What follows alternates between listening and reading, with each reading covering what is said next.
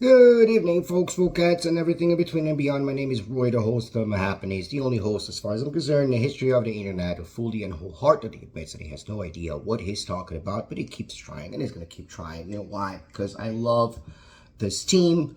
I made a mistake of even falling in love with the Dolphins, just so you have an idea.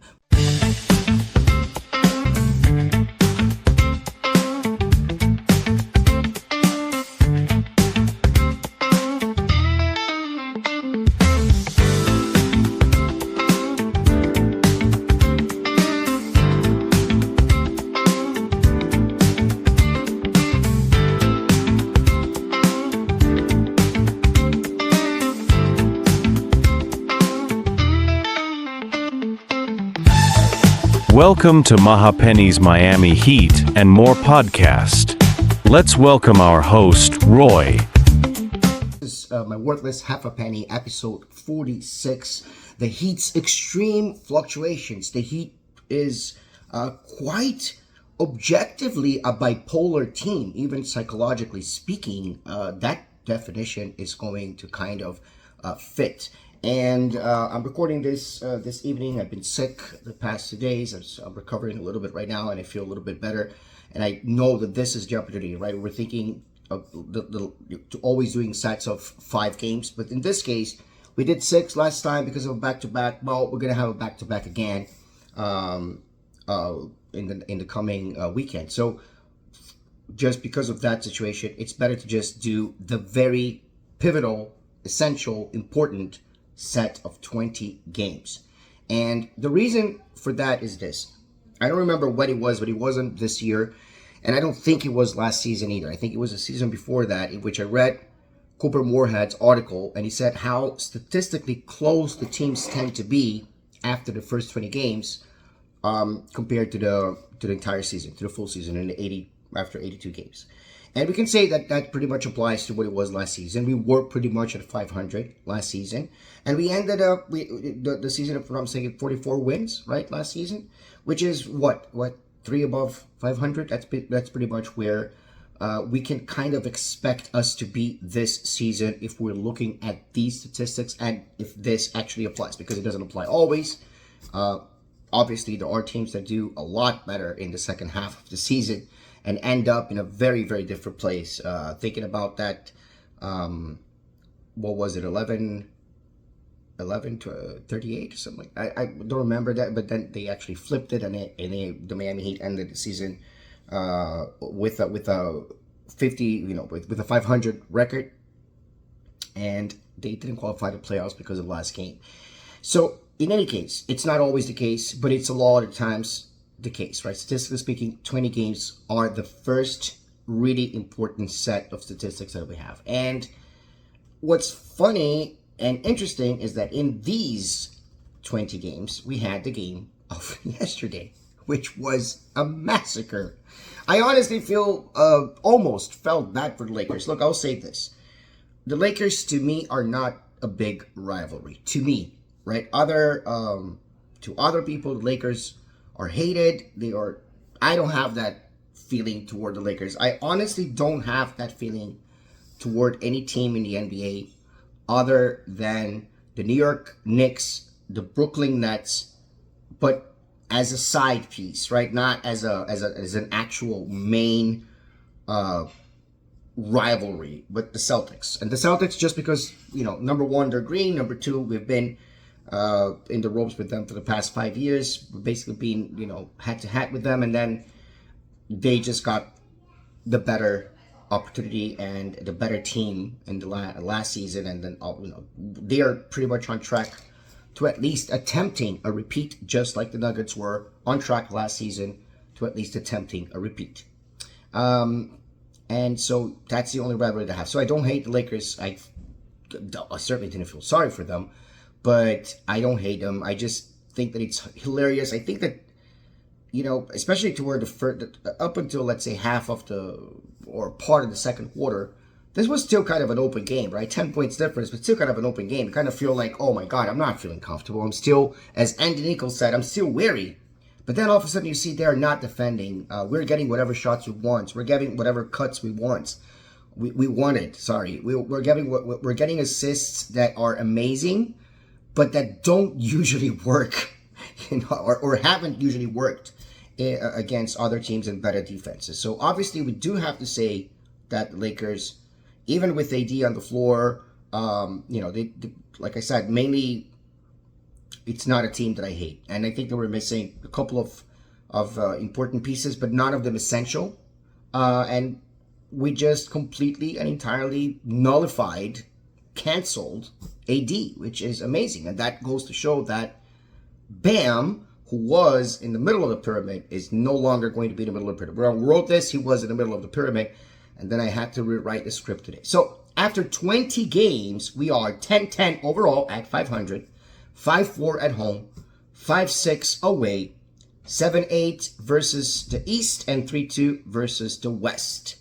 We are 16th in points per game at 111.3 versus 20th after 16. So last time I recorded this video, which after 16 means we were 20th, and now we're 16 in points per game, up 4 positions. How much of that was helped by yesterday's 134 points? A lot, right? 15th in rebounds per game at 43.5 versus 16th after 16 games. 13th in assists per game at 26.3, breaking the record yesterday with 42 assists versus 18th after 16. That's a gain of 5 positions. 6th in steal per games, 9.3 versus 3rd after 16. So that's a gain of 3. That's a loss of 3 positions in steals per game. That's fine because it kind of levels out. We're still averaging a good number of steals per game, about 5, right, 5.5 under the average that we got from in the preseason. 30th still in blocks per game. That's not our thing. 3.6. It pretty much remained the same. 24th in field goal percentage at 44.7%. It pretty much remained the same position. 7th in three-point percentage. We gained 1 position, 38%, versus 8th after 16 games. 19th in free throw percentage. 19th in free throw percentage hurts. 77.5%. But we were 22nd, so that's a gain of 3 positions after 16 games. 12th in offensive rating. 115.1. We were 15th after 16. And 11th in defensive rating, 112.8 versus 18th after 16 games. So by all accounts and measures, we've improved. We'll talk more about that later. The team leaders are now Hero stands only with points per game because Bam stepped his assist game. So points per game for Hero is right now 24.1, which is about 0.6 above where he was at 16. It was about 23.4, if not mistaken, or 5. Bam has 9.9 rebounds per game, 5 assists per game, 1.6 steals per game, and 0.8 blocks per game, and has the best defensive rating at 120.2.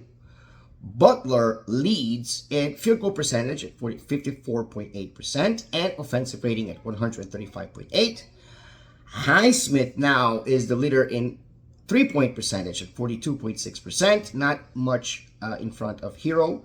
Rozier with 88.6% is the leader in free throw percentage. And so it's more spread out. It was pretty much Bam, Bam, Bam, Hero, and a little bit of somebody else. But in this particular case now, everyone has their function. Everyone is playing their game. In this 4-game stretch to stabilize with the 6-game stretch of our previous video, the Heat were everything but consistent. You can say that they were great, that they were horrible, that Bam was amazing, that Bam was horrible, that Rozier's minutes are trash, that Rozier minutes are amazing. All pretty much in the same game. All pretty much, especially when it comes to Rozier, all pretty much in the same game, having had a couple of very strong fourth quarters in wins and losses, and yet not having an overall good night in general, right? So, again, as we can see, we have improved in nearly every aspect of the game. Against the Raptors, for example, the first game, we had a great game by the core 3 of Bam, Butler, and Hero.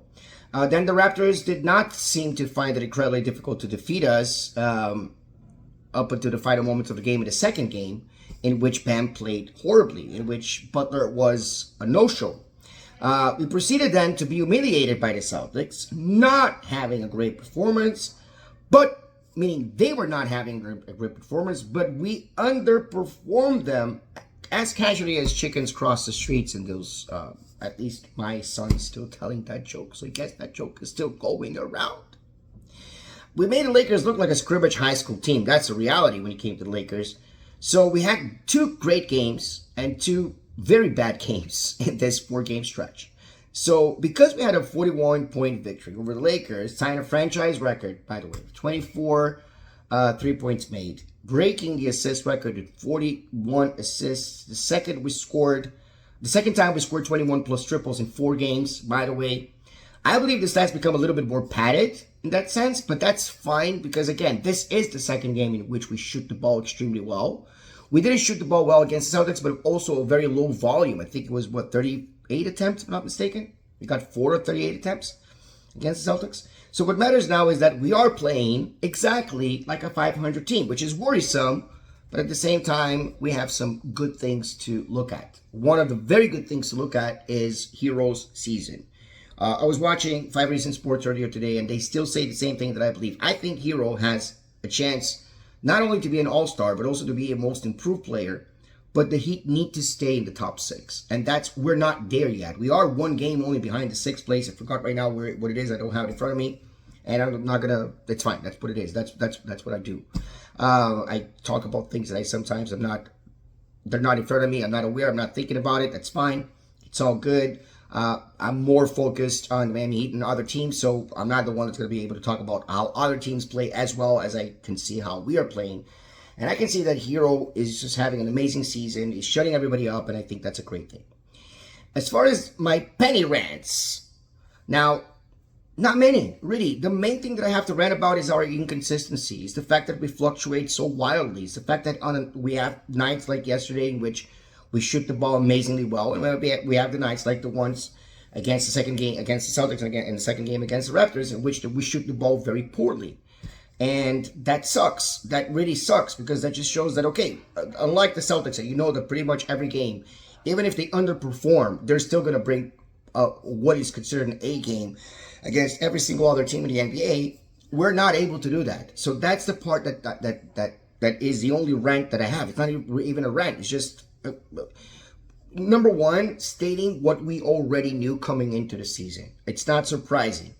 Number two, understanding that, there was sometimes that we became a little bit more delusional because we thought, maybe we can compete. And then I think in this season, we're finding the same thing. We're finding proof that we can be competitive as well as that we can't be competitive. And I think that we are more in the not competitive part, meaning not competitive toward a title part than the competitive toward a title part. But we obviously do have that bipolarity, and it will a lot depend on our will versus the other team's will, our confidence versus the other team's confidence, right? Rozier is finding his way a bit more off the bench, but we can still argue that he hasn't been a good fit for the Miami Heat. So if there is a trade coming, I wouldn't be surprised at all. In terms of that situation, I think that is something that he's off my rants because I can't rant about a guy that is more efficient coming off the bench as we wanted, and that is also a role that he needs to now adjust to. I can't. Not really. Not yet. Not right now. Bam Adebayo has been amazing, and hopefully he's found a little bit more of his stride, but he played great in 2 games over the past 4. And he played horribly in 2 games. Not horribly, but not as good as he can play, especially offensively. Defensively, it doesn't worry me so much. Offensively, it's not that it worries me. Yesterday, he had an amazing game, and he did everything that he could do. He was aggressive. He was motivated. He hunted the mismatches. He played well against what would have been a tough opponent on any other night or in the playoffs, let's say. He played very well, and he played very confidently, and hopefully that is something that is going to get him out of the dip that he's had offensively. But I always say, to me, the concern was, before the season started, not that Bam Adebayo is going to be inconsistently offensively, sorry, but defensively. I wanted him to be our anchor on defense, and the offense, leave it to the other guys. But the other guys included Rozier. And even though he does put sometimes those numbers, sometimes he put those numbers when that it doesn't really matter. And the same thing is happening with Bam in a few of the games. The game against Celtics, when he put most of his points in trash time. So I don't think that Bam Adebayo is out of the rut, but I think that he has all of the ingredients to get the confidence to be out of the rut, because like Digital Adele said in 5 Reasons Sports, confidence plays a huge part in what a player does. So I'm not really concerned about Bam's defensive prowess. It's always there. Whether or not it's a little bit flimsy at times, that's also because of this kind of new system that we're playing, new quote-unquote system that we're playing. And I wasn't concerned about Bam's offense as long as he put up the defense, because I thought that we had enough players on offense. But nowadays we know that we need Bam, and hopefully that's the Bam that we're going to get from now on. So again, I'm not ranting against it. The only thing that I'm ranting is, why can we play so well against the same team one time and so poorly against the same team the second time, which was the Raptors case, which was the case against the Pacers. And the same thing against, you have a back-to-back Celtics and Lakers.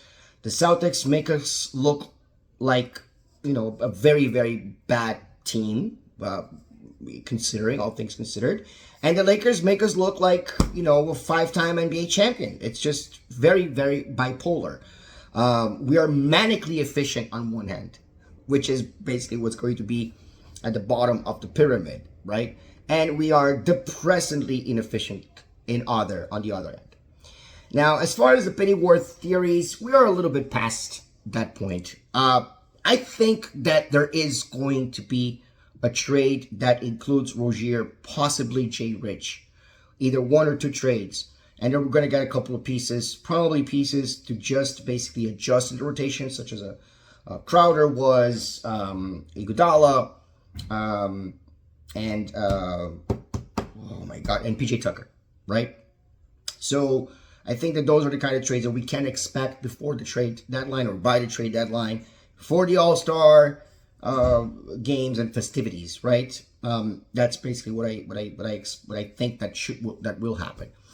Drew Smith and Haywood Highsmith were always going to fit in this team. So I knew that, not in the beginning. In the beginning, when they said Drew Smith is coming back, I was just as concerned as everybody else. Was thinking, why? He was injured for such a long time.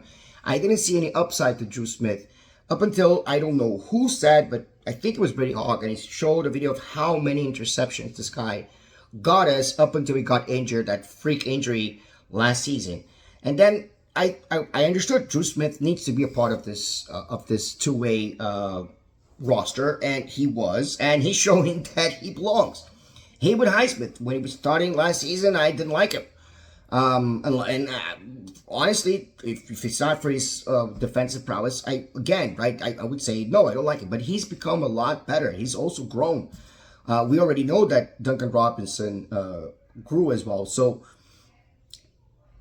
even though we could say, okay, Larson, for example, right now is NBA ready, right? Han Hack has found more of a stride, more confidence. Hopefully that will help him have a little bit of a better rest of the season, because he was on track to a breakout season, and then it's very normal that he hits that kind of a wall, as Raf said in the last video, as I said in Raf's voice in the last video. To the guy who told me, and I don't want to say who it is, because I don't mention names, but the guy who told me that my hero is a Winslow, where are you now? I hope that you are at least happy because you are a Heat fan, right? I hope that you're not angry that you are wrong, because you are wrong. And he said the same thing about Duncan Robinson before. So anyway, as far as the top and bottom pennies of our pyramid, our petty pyramid, right? Consistency is going to stay at the bottom. Not one particular player carries responsibility for offense woes, or when a coach adjusts and we all of a sudden forget how to defend. However, the lack of consistency, which was particular to 1 or 2 players last season, has translated into a very general lack of consistency throughout the entire team's performance. We can't rely on any one player to save the night like we did last season at points and like we did in successful seasons. Because even when one player balls, hero, the team goes down so low that nothing rescues it up. And the same can be said about the good nights, right? In which it seems that there will always be someone to step up and save the day or obliterate the other team, but there are no in-betweens. We don't have a mezzo, right? It's everything is either we're playing tragically and we lose close games against weaker opponents on paper, or it's a game like the game yesterday against the Lakers, which stands out, obviously, or it's a game like the first one against Raptors, which stand out because I really think that it was just a little bit more effort than we got them. But also 21 triples, 24 triples yesterday. Those are not replicable numbers. Those are, by all means, flukes. So we can't take that as something that's going to translate into the rest, but we can't say, okay, maybe that performance can boost our confidence, which again, as Digital Adele said, does have a lot to do with that. But we are very consistent, and that inconsistency is the bottom of the pyramid, always with the lack of transparency from the front office about injuries of the players. As for the middle of the draw, Bam is not there anymore. He went to the top because I think that once he finds himself offensively, he's not sedimented on the top. The top belongs to Tyler Hero. We're going to talk about it, but he's there. He's coming there. I think the middle right now is a little bit empty, but Rozier kind of sneaking up to the middle because, again, he does work off the bench a lot better than he does as a starter. Just yesterday, seeing some of the chemistry between Duncan Robinson and Bam Adebayo again, it's very refreshing. It's very refreshing to see that happen. It's very refreshing to see a lot of pick and roll game plays between Hero and Bam, if I'm not mistaken, against the Raptors the first game. So those are the things that I like a lot. And I can't really say anything about the middle other than the bottom is just consistency. In the middle, we have maybe, Rozier. Butler cannot be in the middle because Butler is a guy that once he decides that he's going to play like yesterday or like the first game against the Raptors, it's game over. Like, he does make a huge difference in the team. But then there are days that it doesn't come to the game. He's lackadaisical. He's not energetic. He's not motivated. And honestly, it doesn't take away from his greatness, but it takes away from how other people perceive his greatness. So I can't put him in the middle. He's still at the top. It's great. But the top is really Hero's home. Everybody else is just paying rent. Jaime Jaquez Jr. Had recent performances and really set him at his place at the top of the pyramid as well. I think that he's doing very well and he's improving, and that is a good sign for the now sophomore Jaime Jaquez Jr. As far as Benny Spo when other coaches adjust well, Spo forgets how to coach.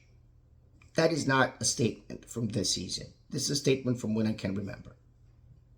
How much he forgets per game, per play, is 1,000 times more than I will ever learn about basketball in my entire lifetime. So I can't criticize the guy for coaching. I think it's always hilarious that we do. When it comes to soccer, I know Tata Martino was horrible. I don't know if Mascherano is going to be any better for Inter Miami in the MLS. I know about my coaches in my teams, the ones that are good, the ones that aren't. This new coach right now, we were facing relegation, which basically means we are going to play against the G League next season. That would translate into the Miami Heat played so terribly this season that are going to spend the season in the G League. This is what relegation means in soccer. So when we were relegated, we were about to be relegated. We were really a few rounds away from relegation. And then this new coach comes in, Ramon Diaz, and he just changes everything. So I do understand. I can't criticize coaches. I think the fans are again, opinions are like beeholes. Everybody's got one. You got to have your opinion. Have your opinion. It's all good. But I'm not going to criticize a guy like that, right? But what I do see from Spo that I don't like, what I like is the fact that I think that he's the only one that can take a certain set of players to success. I know he likes small ball, but I don't see anyone that plays small ball as well as he does with the resources that he has. In terms of strategy, in terms of tactics, in terms of adjustments, my complaint with Spo, other than his stubbornness and his experiments in the beginning of the season, it's not the case right now, is the fact that he doesn't adjust rotations. His rotations are preset. He's going to adjust more, of course, on the playoffs. But one thing that we see again, my background is soccer, so I can't even talk about the NFL, the MLB, or anything. But one thing that we see in soccer is that if a player is not playing well and you don't have many substitutions, right? Right now, it went up from 3 to 5 substitutions, but those are permanent substitutions, meaning players cannot just come in and out. There's no free substitution in soccer. But if a player is not playing well, no matter what his name is, no matter how much money he makes, a good coach takes that player out and puts another one that can provide some sort of a boost. We had a situation a few times this season, but the most memorable, I think, it was against the Raptors in the second game with Kevin Love. He just wasn't playing well, and then the coach keeps putting him back. We saw Thomas Bryant play trash minutes yesterday, but how well did he play when he was playing against hungry Lakers players who are fighting for a spot on this team? So, Thomas Bryant is doing pretty well. Why couldn't Thomas Bryant see minutes that night? I think he was available or not. Maybe that night he was. I know Kel'el was not available that night.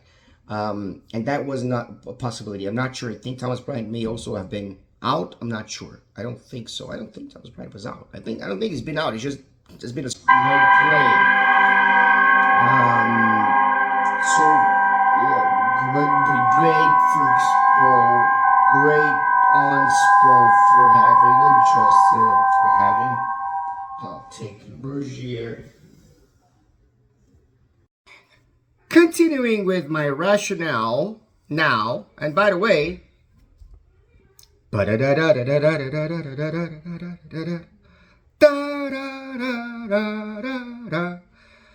the door opened behind me, and I saw something that I didn't like. What do you think it was? Option A, a ghost. We do have poltergeists in this area.